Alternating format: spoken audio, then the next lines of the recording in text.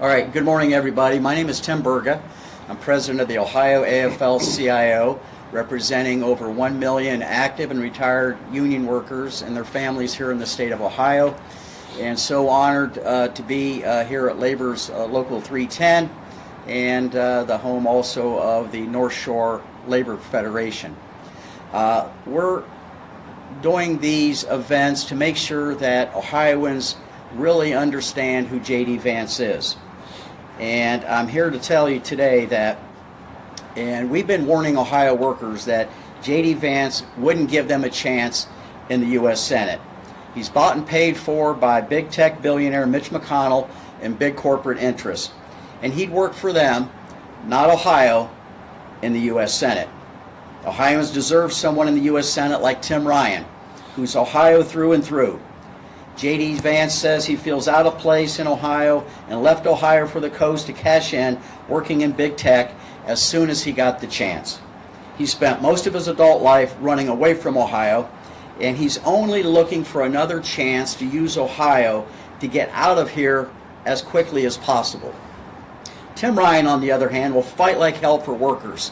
I've known Tim Ryan for over 20 years, and that's what he's done his entire professional life, is fight for workers in the Mahoning Valley and workers in Ohio and workers in the United States. And he's done this his entire career. He stood up to the big corporate interests that have fought against workers at every turn. When J.D. Vance went to work in Silicon Valley, he forgot about Ohio.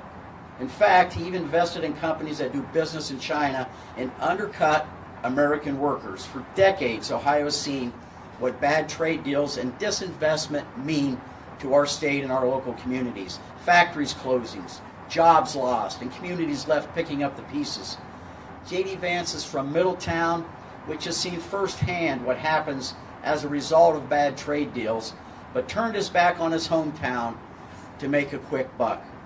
Now Vance again is trying to use Ohio to serve simply his own ambition, with the help of Silicon Valley billionaire who has spent $15 million and Mitch McConnell, who's spending over $30 million on his behalf.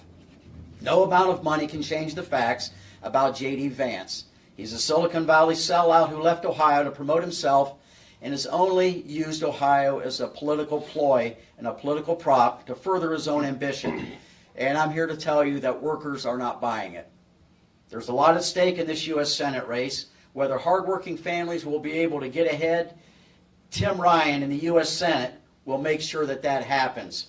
Or, on the other hand, if out-of-touch millionaires will continue to rig the system for themselves and their wealthy corporate special interest donors, which is who J.D. Vance represents.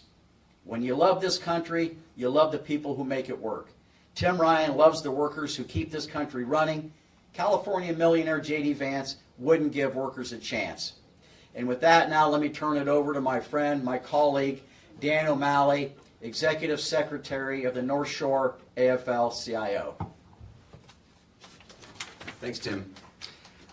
And as Tim mentioned, my name is Dan O'Malley. I'm the Executive Secretary of the North Shore Federation of Labor here in Cleveland. And, you know, Ohioans know J.D. Vance is a fraud who wouldn't give workers a chance in the U.S. Senate.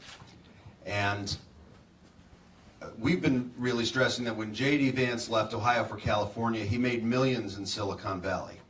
And in his own memoir, Vance blamed Ohioans' work ethic rather than the bad trade deals and decades of disinvestment that have hurt our state. Maybe if J.D. Vance had spent more time in Ohio, he would understand the pain of thousands of workers across our state who lost their livelihoods due to corporate greed and business as usual politics that Vance doesn't just shrug off, but actually profits from.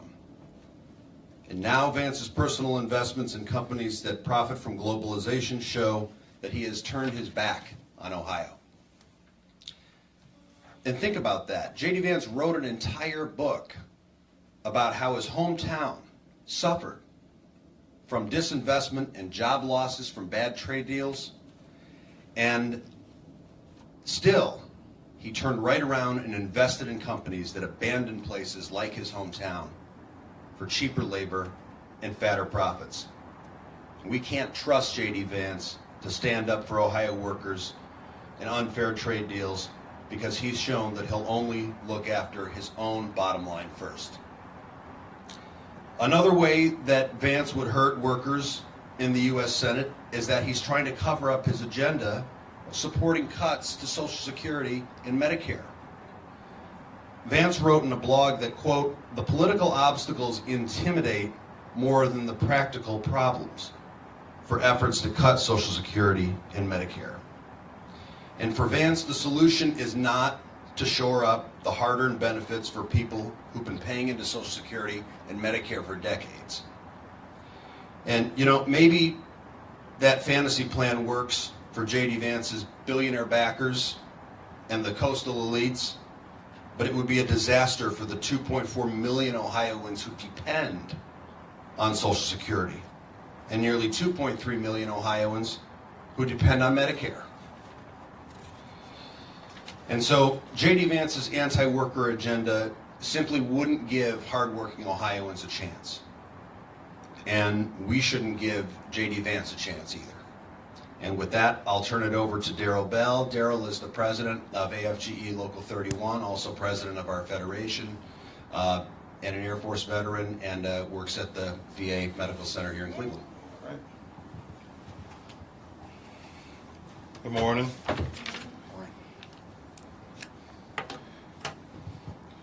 All right, thanks, Dan. J.D. Vance has shown when he's given a chance, he'll throw Ohioans under the bus. When J.D. Vance moved back to Ohio, he promised he would help fix the opioid crisis by starting a nonprofit.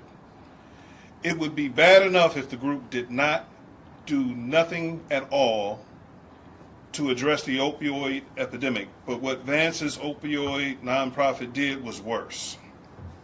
J.D. Vance brought someone who was backed by Big Pharma to treat people in Southern Ohio, Dr. Sattel, then used her time here in Ohio to say that addiction isn't a disease and to blame individuals for becoming addicted to opioids. Dr. Sattel actually said, and this was at the 24-minute, 48-second mark, she doesn't think of addiction as disease.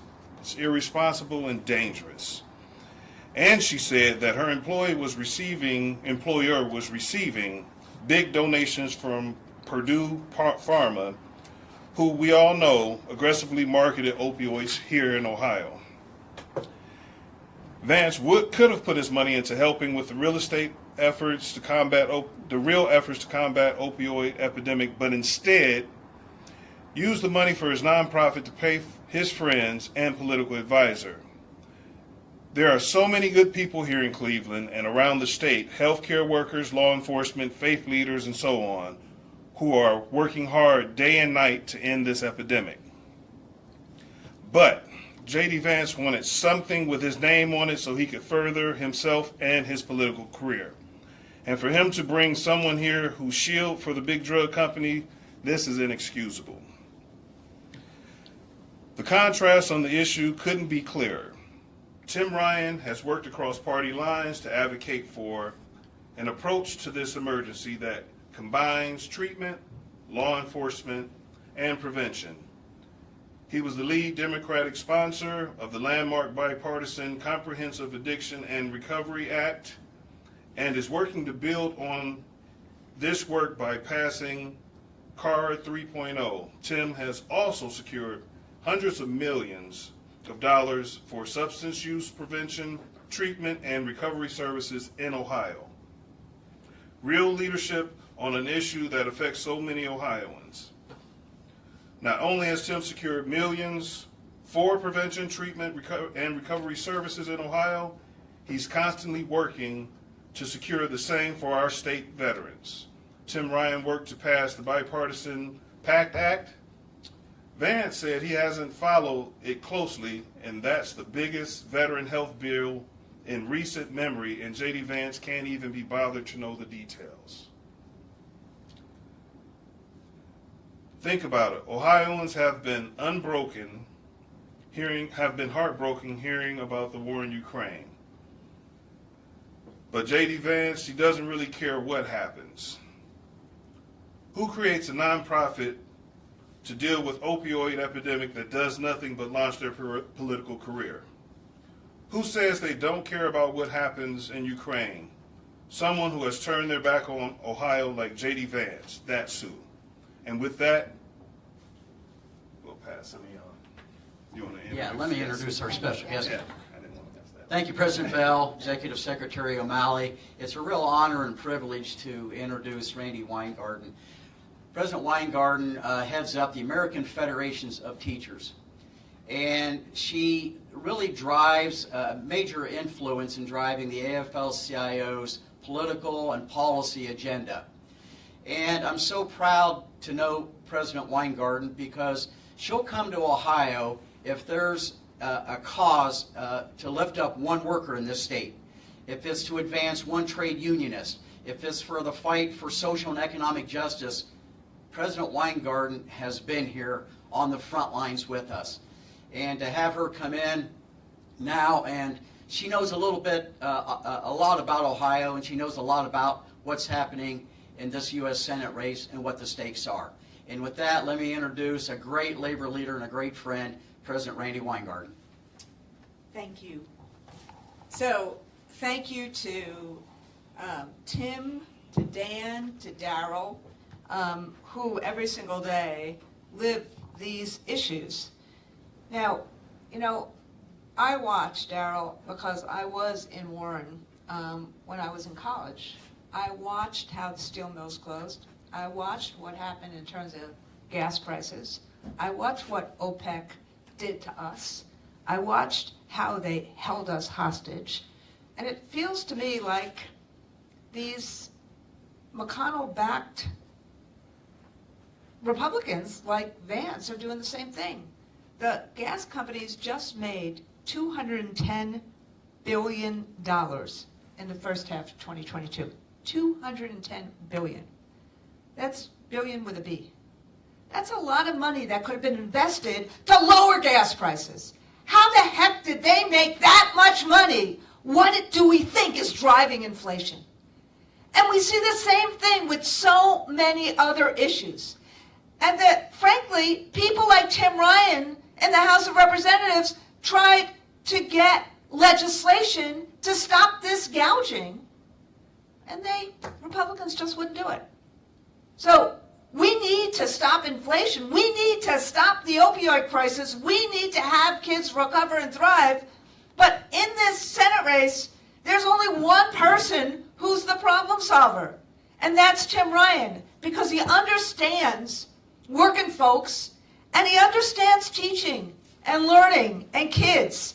And that's what I want to spend a little bit of time talking about, because what J.D. Vance does is he calls teachers names. He undermines teachers. He undermines the relationship between teachers and kids.